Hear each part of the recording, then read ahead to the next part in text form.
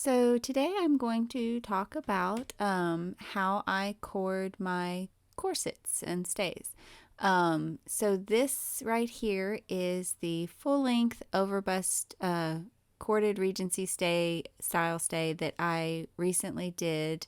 I have another post where I reviewed the pattern overall. So if you're interested in that, go ahead and check that out.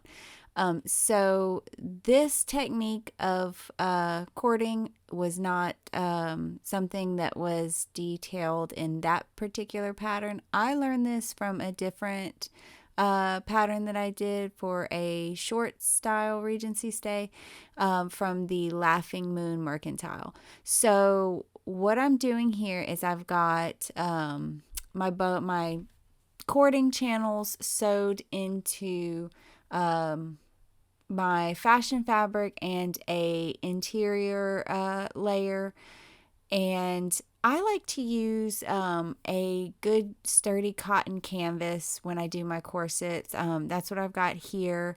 I like to use natural fabrics, particularly cotton. I feel like they're a lot more comfortable. They breathe really well. They hold up really well, things like that. Little to no stretch at all in them. It's a very sturdy fabric. So that's what I've got here on the inside. And what I'm using is actually a crochet needle. So it's for yarn.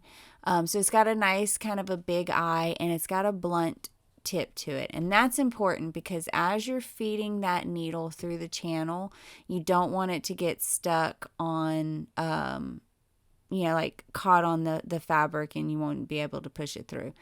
So I've got the crochet needle, and the thread that I'm using now, I've seen it recommended to use butcher's string, but what I've found really well that works really good is the cotton sugars and cream yarn. So again, it's 100% cotton. It's really kind of actually like a string.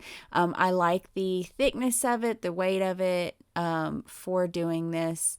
I am doubling it here because I really kind of liked the look of the cording kind of popping out on the front of the corset, and I found it did that a little bit better if I doubled it as opposed to just a single thread.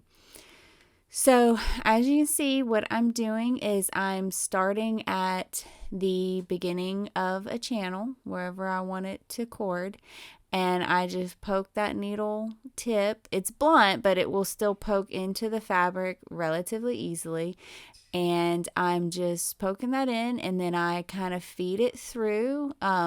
When you have a long one like that, you can kind of wiggle it through and feed it through, but I find it easier to just poke it out, pull the thread, and then kind of stick it back in and continue to feed it. But yeah, that's pretty much it. You just poke it through the beginning there, and then you feed it through like this. Kind of wiggle it to wherever you want it to come out, and then you can poke it out.